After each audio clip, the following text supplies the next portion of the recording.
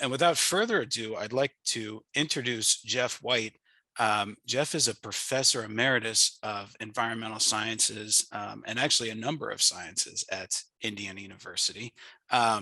He has quite a list. Honestly, I do you a disservice trying to stumble through it in this moment, but you hold a PhD in civil and environmental engineering from Syracuse and an MS in environmental science from Rutgers, BA in biology.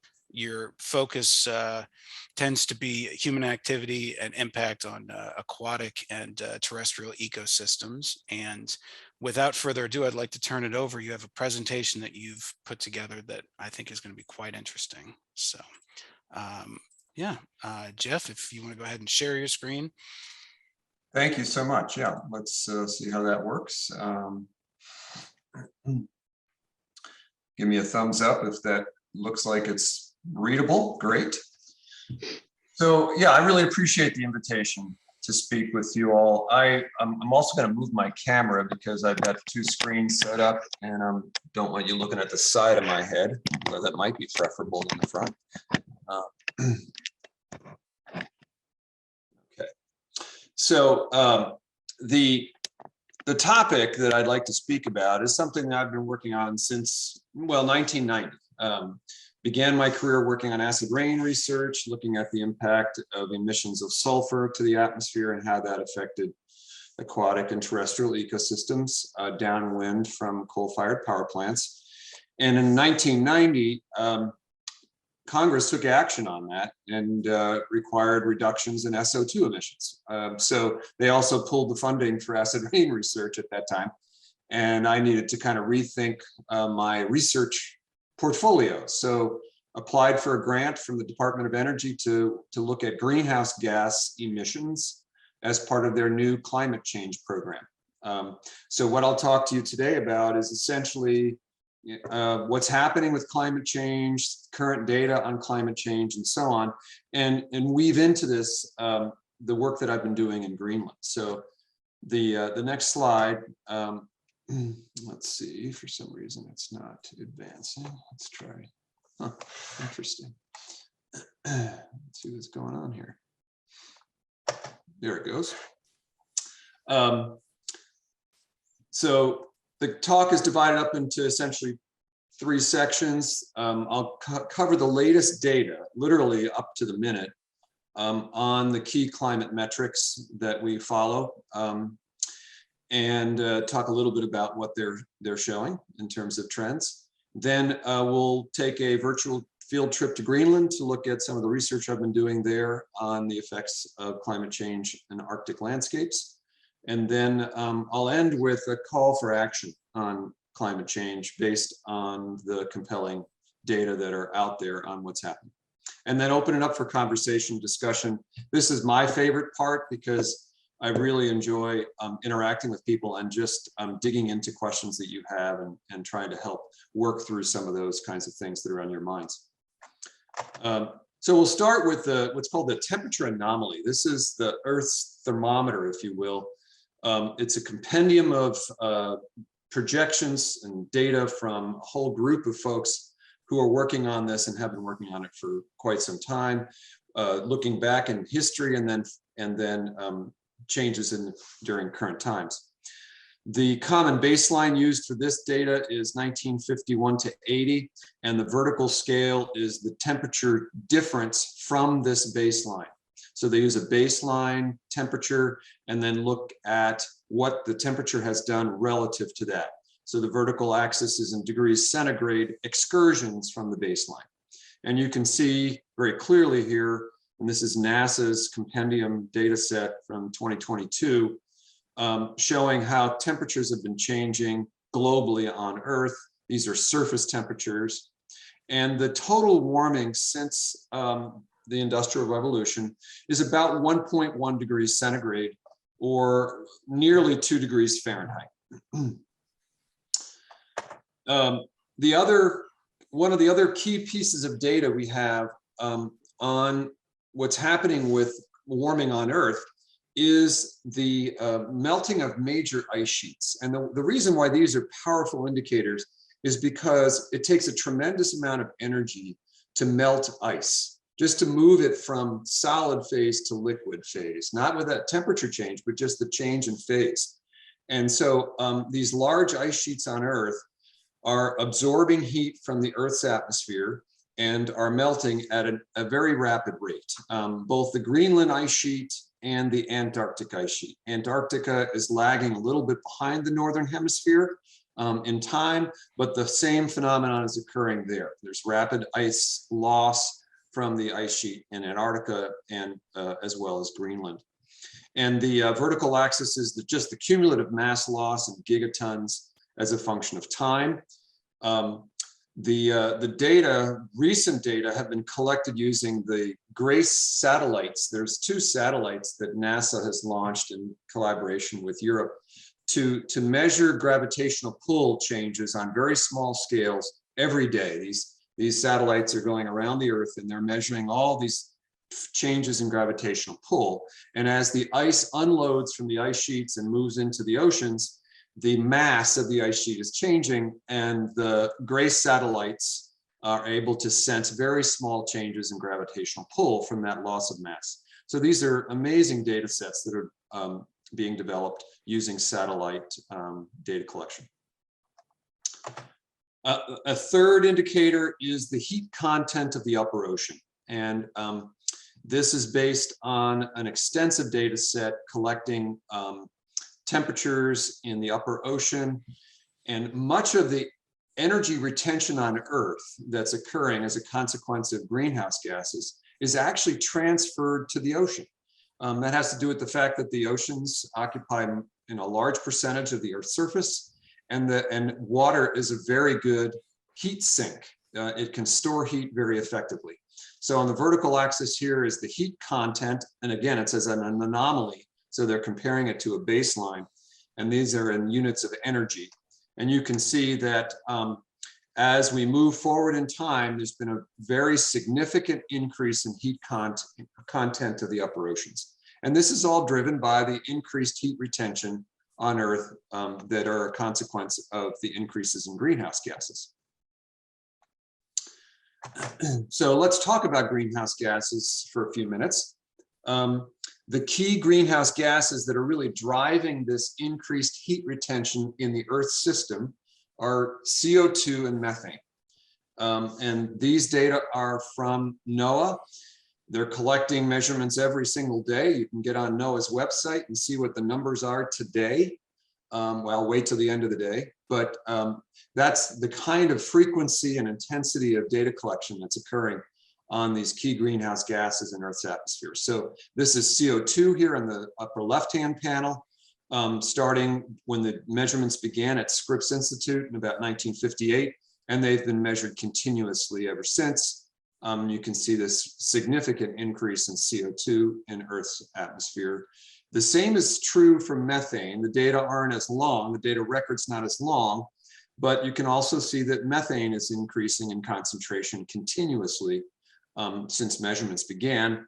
And this upper section here, there's recent data from measurements of stable isotopes in the atmosphere of methane to suggest that much of this is actually from microbes producing methane in the Earth's surface. That's basically the research I do, is to try to understand these microbial sources of methane to the atmosphere, which are becoming more and more significant as Earth warms, and I'll explain why. Okay, so these gases are causing the Earth's atmospheric system to retain more heat from the sun, and that heat then gets transferred to materials on Earth. The air temperatures warm, the soil temperatures warm, the ice sheets melt, and the oceans increase in their heat retention.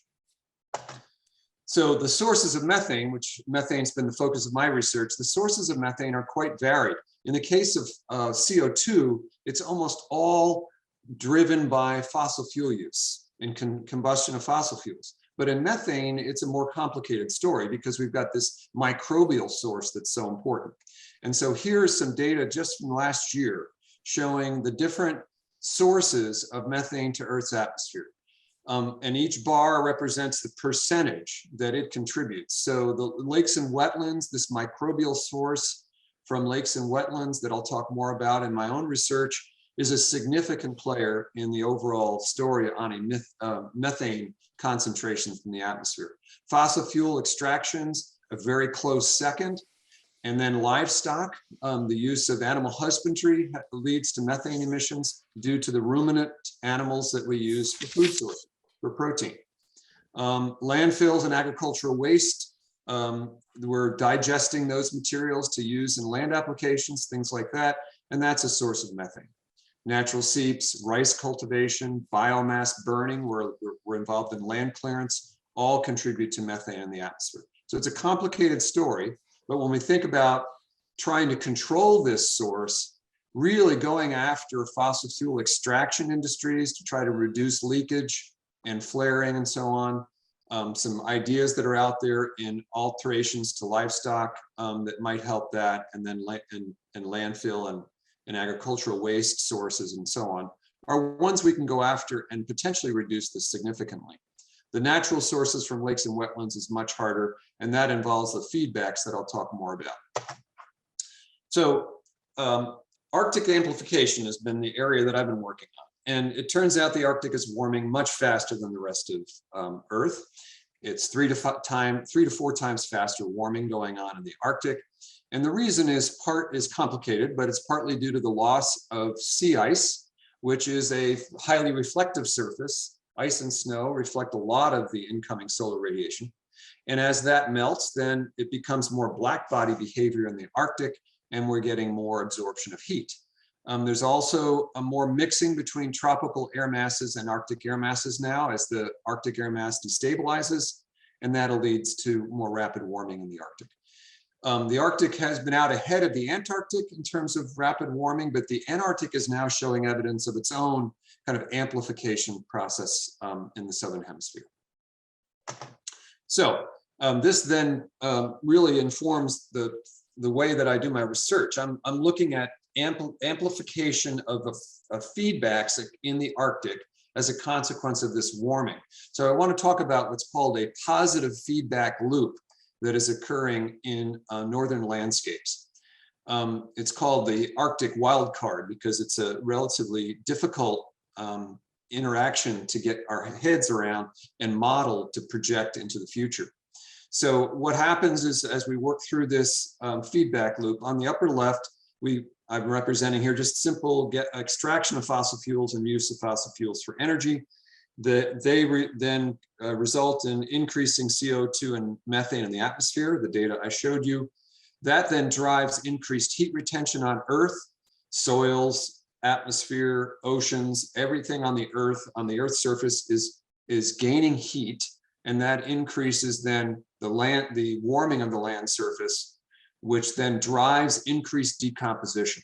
And when you increase the rates of decomposition of organic matter in soils and sediments, what can be produced from that microbial activity are the off gases, CO2 and methane.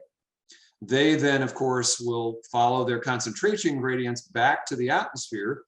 And that release as CO2 and methane emissions from the landscape are an important part of increasing these atmospheric concentrations.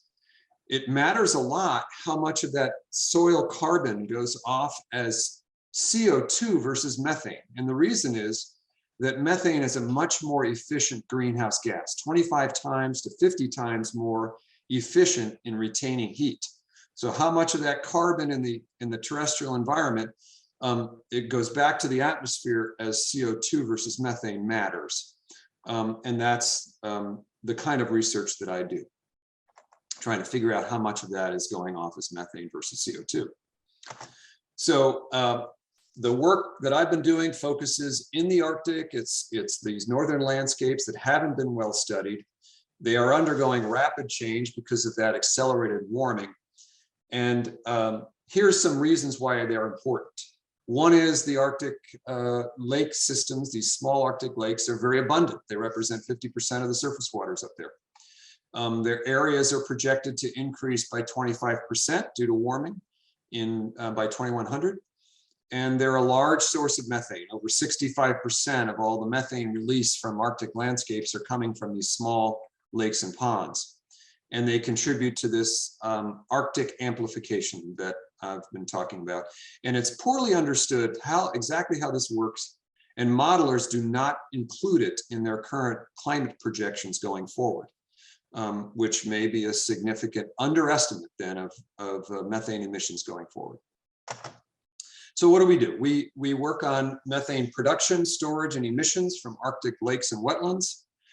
It's funded by NASA. We've been, let's see, 7 years now. We're not currently engaged up there, but what I'd like to do is talk about the years that we have been doing research there and what some of those findings are, and frankly, how we do this kind of work. So first of all, where are we? Our work has been in Kangerlussuaq, which is in the southwestern part of Greenland. It's the major airport. If you fly in and out of Greenland, you fly first to Kangerlussuaq. And just to give you an idea of what the Arctic is, it's this northern region of the globe that's represented by everything north of 66.5 degrees north, which is that all day sun, all day night demarcation on the Earth's surface. And you can see much of Greenland is north of 66.5 degrees north. How do we get there? We fly with the Air National Guard. They're training pilots all the time for flying C-130s and C-17s and other aircraft that do heavy lift to support military activities. And the Stratton Air Force Base in Schenectady, New York provides this type of training, and they fly into the Arctic during the Northern Hemisphere's summer, and they fly into the Antarctic to support McMurdo Station in the Antarctic during our winter, their summer. So this particular fleet of aircraft are providing science support as part of their training regime for their pilots. So we get about $1,000 a seat, quote unquote. We get to sit in cargo netting and fly over, in this case, the belly of a C-130. They take unlimited baggage. So we typically have about 2,000 pounds of equipment that we're taking in, and 5, 6, 8 scientists, and we pay $1,000 a seat for that round trip, which is a pretty good deal when you consider the cost of luggage. But of course, there are no services. We land on an airfield at the end of a fjord in Greenland. This is a Google Earth image of the area. The Greenland ice sheet is over here to our east, looming large. And we leave from this airfield and go up an old gravel road that was built by some of the European auto manufacturers to get vehicles up onto the ice to do testing, drive testing before, when they didn't want anybody seeing what they were doing. They would fly up to the Kangerlussuaq airport with their new vehicles and take them up on the ice sheet. But we use it for science support now, and it's a wonderful access into this area. An old Air Force barracks building has been converted to science support. It's called the Kangerlussuaq International Science Support Facility. And it provides lab space, it provides kitchen facilities, we've got room for instrumentation and meetings. It's fantastic. So some of the best field work I've ever done, and pretty comfortable living, far more comfortable than the facilities at McMurdo Station in the Antarctic. My partner in crime is Lisa Pratt. She was an IU faculty member for many years, and then NASA hired her away at the end of her career to become the planetary protection officer for NASA. So she was responsible, just retired, she was responsible for all of the decisions regarding sample return from the Mars program. So Mars landers are collecting samples on the surface of Mars, which will then be cached and picked up and brought back to Earth.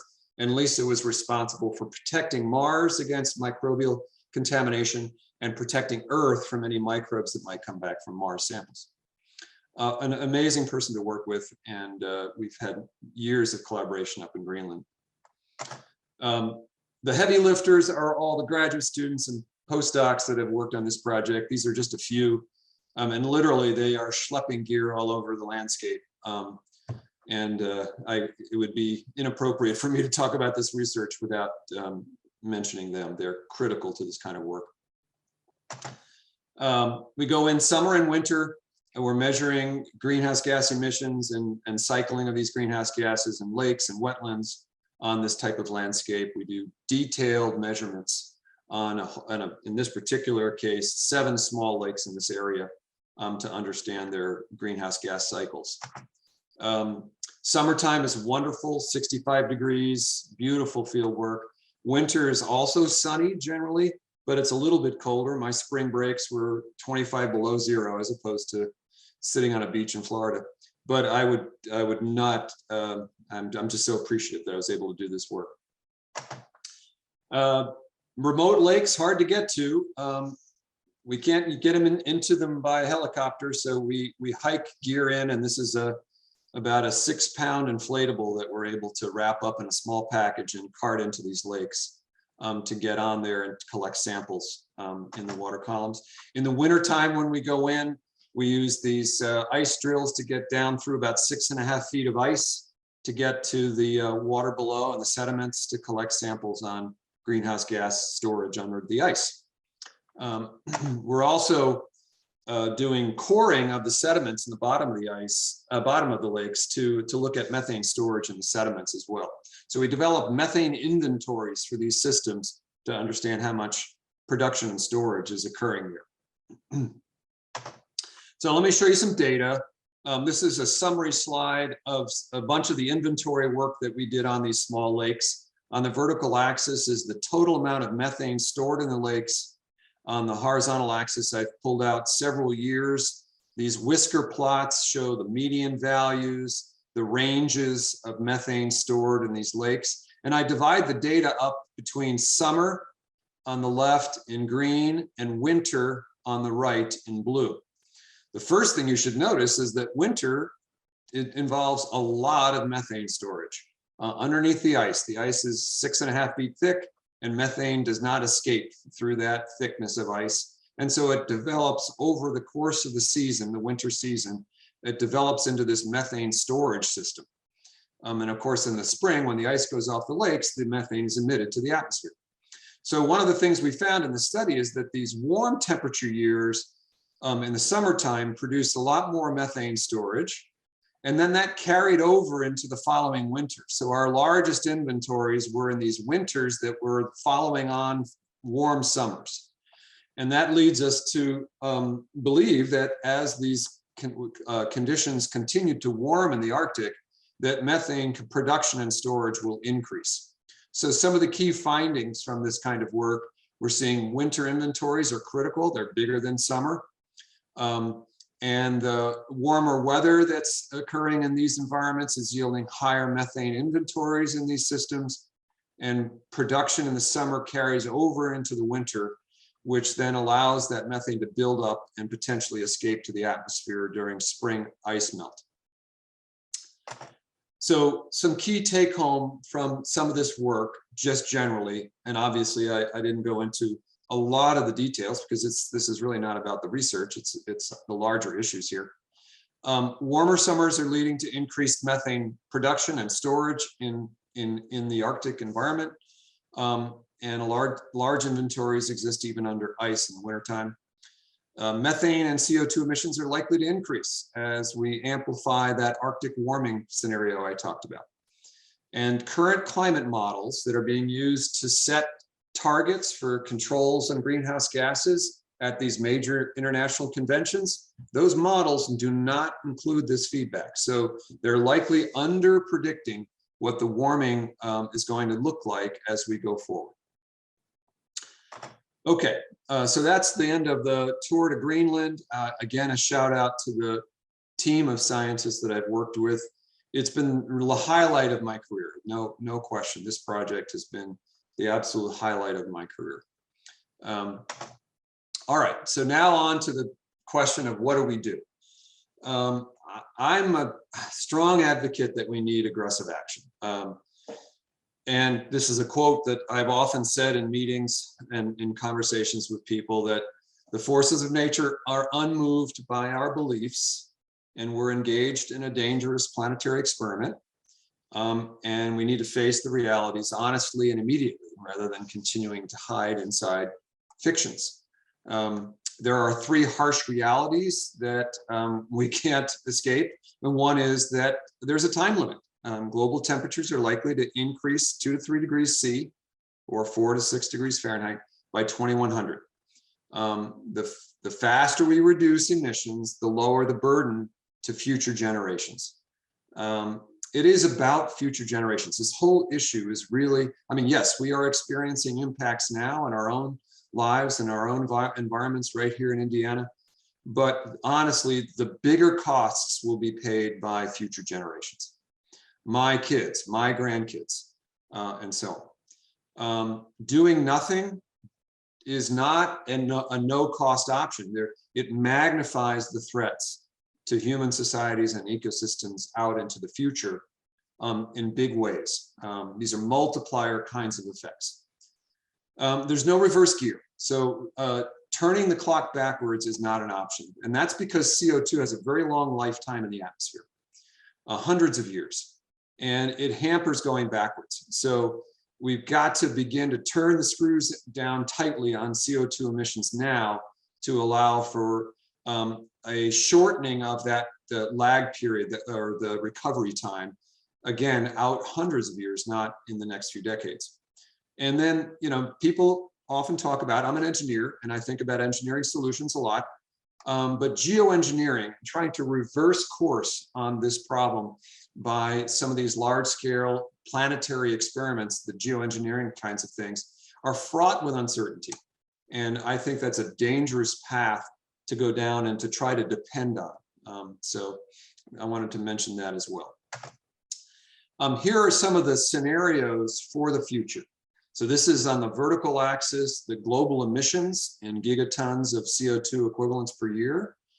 On the horizontal axis is time, and you can see this trace here, a gray trace line showing historic emission patterns up to the modern point right here, 2021, 22.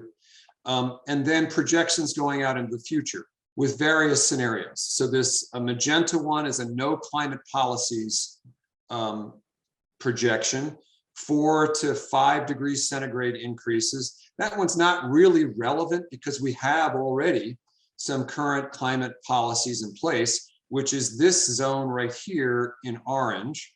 And if we were to just stay with status quo greenhouse gas policies worldwide, we would be looking at by 2100 about 2.7 to 3 degrees C increases in temperature, 5 to 6 degrees Fahrenheit or so.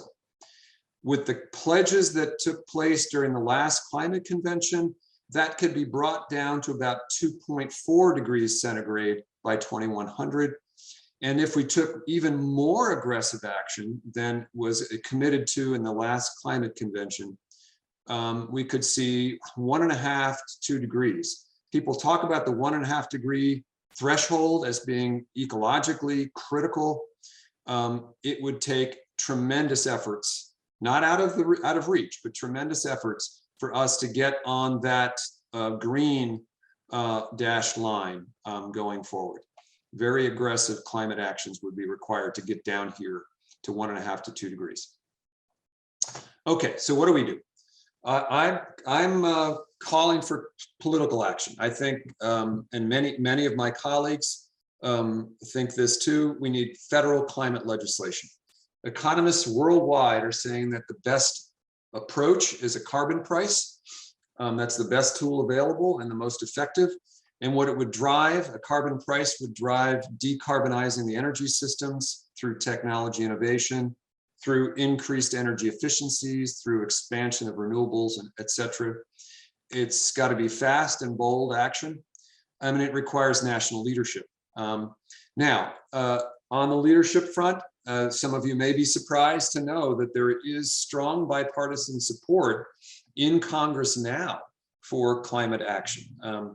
And I point to the Bipartisan Climate Solutions Caucus that has formed. Senator Braun, for example, from Indiana is on that, on the Senate side. There are members in both parties that populate this caucus. And in fact, Trey Hollingsworth was talking with our group this past week, and he stated unprovoked that he felt that climate change legislation is not far away, that there's strong support building in Congress for it. So what I'm advocating is we need to call, we need to write the legislators, the White House, and say climate solutions matter to me. We need to get on with that work.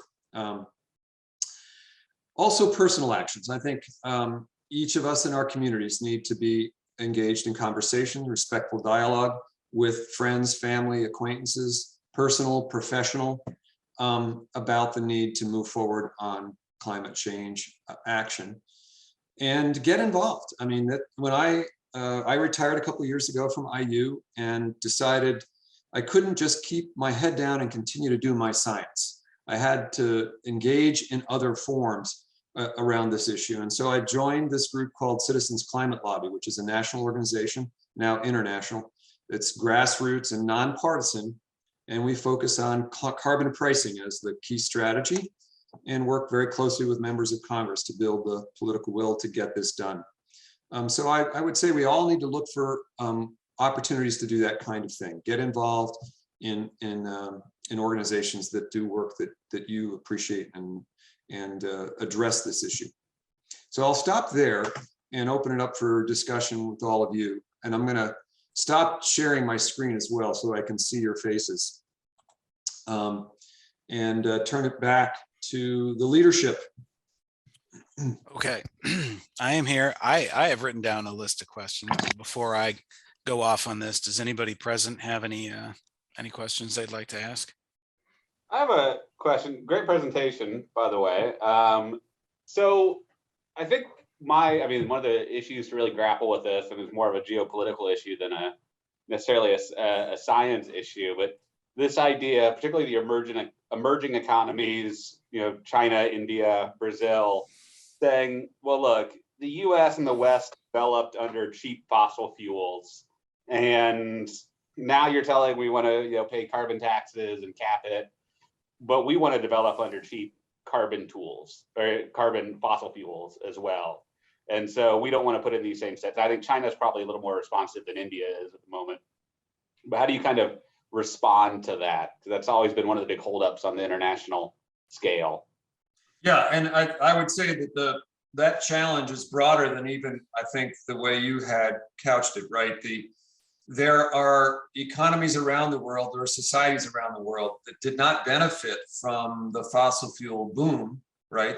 That we have benefited from. And they're trying to raise their standard of living as quickly as they can for obvious and legitimate reasons, and see, putting the brakes on fossil fuel as a potential deterrence to their ability to raise their standard of living, right? So I think in a lot of the negotiations around targets, governments setting targets for emissions reductions, this has been a central thread through those conversations, is how do we accommodate for those very issues that you're talking about, Joe, right? Equitable solutions to this problem can't be just some of the rich nations putting in a bunch of solar and wind farms and getting their emissions down and saying, okay, job done. It won't work, right? Because of the reasons you mentioned and the fact that it has to be a global effort if it's going to really accomplish those targets. And that means we need to help. We need to help with technology transfer. We need to help with helping finance some of that transition so that they don't go through the same sort of growth curve in carbon emissions that we went through when we didn't realize the impacts, right? The much of that CO2 that's in the Earth's atmosphere right now took place at a time when we didn't really fully appreciate the impact. So yeah, it was, in some ways we should have been on this game earlier, but we didn't have the knowledge then. So we have it now, and I think it really behooves us to not only participate in our own transition here in the developed world, but also helping others to accelerate their transition. And it means additional resources committed to this task. And then one follow-up question, given local or recent news events, particularly with the EU and Germany trying to lessen their reliance, do you see the kind of move towards renewables, the sales pitch to now be, hey, let's get off of, fossil fuels that are largely in Russia and the Middle East and support kind of, authoritarian regimes, and let's just move to something that we can produce, essentially carbon free at home or anywhere? Is that the new pitch? Yeah, I think the time scale for those kinds of transitions don't match up, right? So, we have an immediate energy crisis looming as a consequence of all that's happening in Ukraine and the impact that has on fossil fuels worldwide, right? And that is likely to get uglier over a very short timeline. So I don't want to conflate those two things and say, well, if we only aggressively pursue renewables, we'll solve our geopolitical issues around what's going on in Europe right now. That is silly. That's not going to happen. But it does point to vulnerabilities associated with fossil fuels and their dependence. I just don't want to cloud the central issue that I think is looming, it's here, around long-term catastrophic impacts on future generations and ecosystems. And that is the continued use of fossil fuels, irrespective of the geopolitical backdrop that you're talking about. So I had a question about the methane storage under ice and near water. Does that contaminate water? Does that create a combustible situation as you're standing on top of the ice? Yeah. I mean, it's not dangerous. There aren't too many people who are in danger of methane flares coming through the ice. But there's one of my colleagues at the University of Alaska Fairbanks made it to the cover of, I think it was Time magazine, or it's one of these publications, with her flaring off. She punched a hole in the ice and lit it with a lighter, and there's this big ball of fire that comes up, and it's a great photo. But I wish I had done it. But it's it's not a danger in that sense. The big danger is when you look at the scale of the Arctic, just get a globe out and look down on the North Pole. There is a tremendous amount of land area on Earth that is in that sort of Arctic landscape with a lot of carbon in the soil. It's a third of all the terrestrial organic carbon in the world is stored in those permafrost soils in the Arctic, right? 1/3 of all of it. And as that soil begins to warm and thaw out and decompose, it's going to drive significant release of greenhouse gases. And these are essentially carbon that was stored in those soils over, hundreds of thousands of years, could be going back to the atmosphere in a short amount of time as that Arctic landscape rapidly warms. That's the danger. It's not so much the combustible nature of some of that gas. And I have a general dislike of termites just from life, but I was amazed to see them show up on your list of contributors. How does that happen? Well, so some of these organisms, the ruminant animals and the termites, are dependent on cellulose, right? That's their energy source. And the only way they can extract that energy is to decompose the cellulose. And when they do that, it's a fermentation in their gut. And that the product of the fermentation, besides the energy, is methane, okay? So whenever you ferment cellulose like that, one of the products is methane. So when you look again at the scale of termite activity and decomposing wood on Earth, not here in the temperate zone so much, but if you go into tropical parts of the world, you find massive amounts of termite decomposition of woody material, and their guts are little methane factories. So it's again scale. It's scaling. When you take the numbers of those organisms and the spatial distribution of that part of the world, it becomes a significant source. So then, people have their own personal opinions about climate change, and if you're on Facebook or Twitter, you'll hear their opinions for sure. But do you connect with? I mean, I would think that farmers and insurance companies would be greatly invested in model mapping and understanding climate change. And do you connect with them on that level at all? And is there Yes. any truth to that? Yeah, And absolutely. do you know how, I mean, is there a general perception of those groups that you could share with us? I think farmers generally understand that climate is changing, right? They are probably better in tune with those kinds of processes than we are, because they're out in it every day, and they see the subtle differences because that's their business. They have to really see those differences and make decisions on a daily basis about what they're doing. Their livelihood depends on their ability to kind of sense what they need to be doing in the landscape. So we, when we're out, I give a lot of public talks, and I encounter people in the agricultural world who say, yep, I've seen this coming. I knew it was coming. The harder questions are, what do we do, right? So much of it's on scales that they can't control. Even some of the impacts here in Indiana that we're seeing with these monsoonal rains, like the one we had, a week or so ago, right? I got a ton of rain out here and it blew out the culverts in our road. First time that's happened, ever. And those kinds of storms are increasing in frequency and intensity here in the Midwest, and farmers are scrambling to figure out how to respond to that, because that matters a lot to how they farm the land. And for the first time in their lifetimes or their grandparents' lifetimes, they've had to rethink a lot of the strategies around farming. So they get it.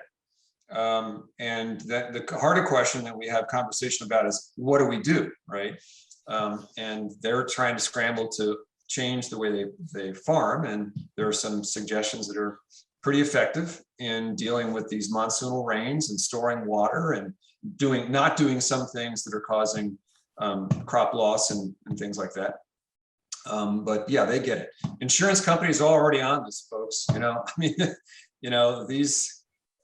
These insurance companies have already worked into their algorithms all the threats from increased storms and stuff. That's all working its way into rates and stuff. You can't imagine they would miss that one, right? So they're on top of it.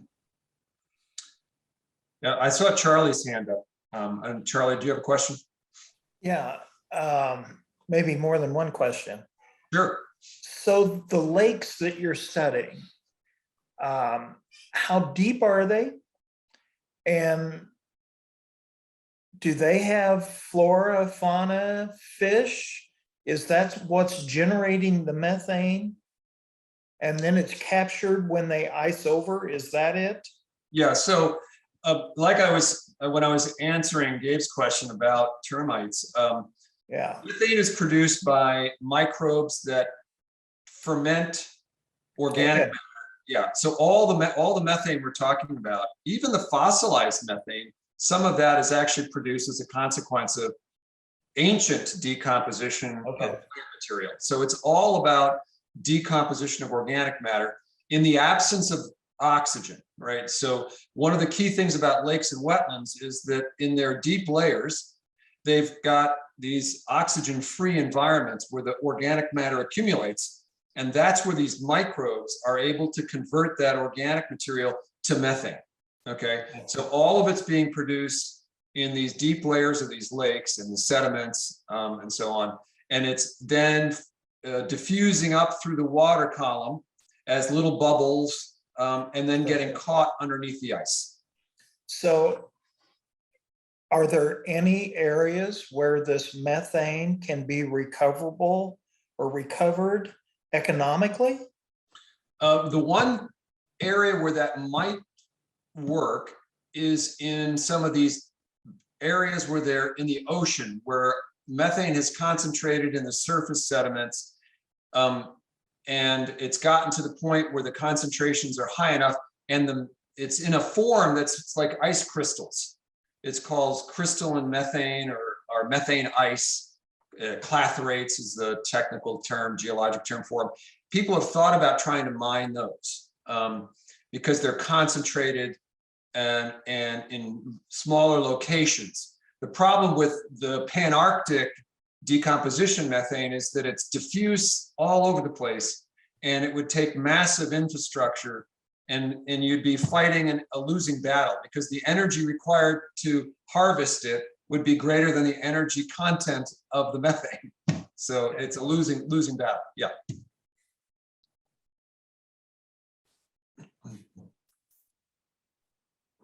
So I have a question. You're muted, Gabe. I think he was just telling that I have a question. So I appreciate how you were saying we need to try and get more, national and international policy and take action that way. A question that I have is, and sometimes it feels like trying to change Congress or trying to change international community is an overwhelming task. And yes, making calls can contribute to that. But on the local level, we can have more influence sometimes over city government, county government, or even IU, which some would say is the third branch of government here in our town. Yep. What actions can we take to try and get them to make positive changes? I know, like, I've talked to IU before about why don't we do something simple as switching to LED lighting? Because if you look at all the buildings they have there, the simple reduction in energy would be immense, and that would save them money. And yet it's like talking to a brick wall sometimes. Yep. I've done it too. Yeah, I've spent hours. When I was in the faculty, I was director of the integrated program in the environment at IU, and spent time working with people like Tom Morrison, who's head of physical facilities for IU, vice president for facilities and all the infrastructure for IU. And it was like banging your head against a wall. I would say that back to the larger question you raised, can we do things locally?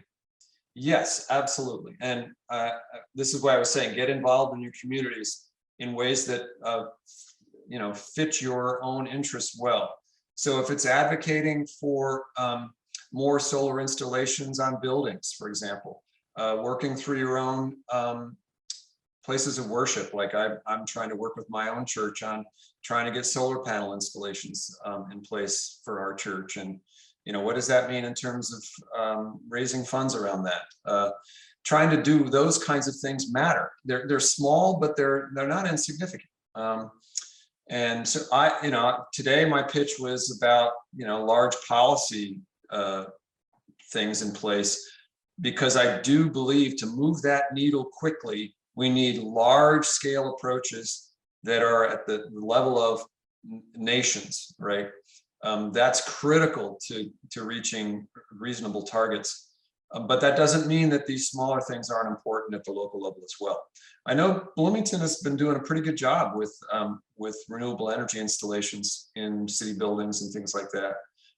We could do more, of course, but it comes down sometimes to just the amount of money it costs to do those kinds of transitions. But advocating for all of those things, I think, are very worthwhile. And we all need to find something we can do that gives us some sense that we're making some difference. So I totally agree with your idea. You got to find what works for you, and just see if you can make a difference that way.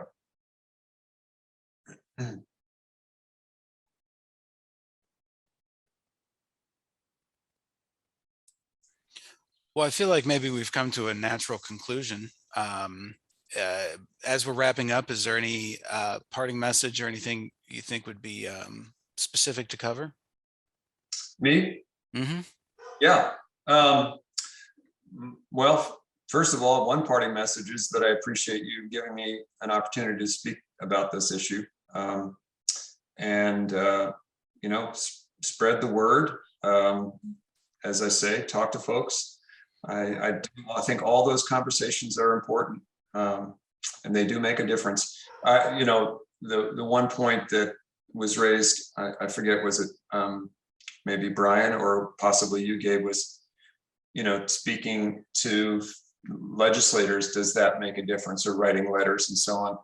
And what we heard from Hollingsworth last week, and we've been lobbying him hard at the 9th District, which is our chapter of CCL, is here in the 9th District. We've worked with him since he came into office, trying to get him to step out on this issue. And of course, he's not seeking re-election, he's stepping down. As maybe not our last meeting, but probably one of our last meetings with him, and he took the opportunity to say, all those letters, all those phone calls that you have made are making a difference. It may not seem like it, but it is. We count every one of those. We know how loud that voice is, and it affects the way we think about how we do our work. So his point was, don't step away from that effort. That is making a difference in the halls of Congress. It's just slow. And there are clearly a lot of other factors that play into the reason why it is slow. But his message to us was, you're doing great work, keep it up.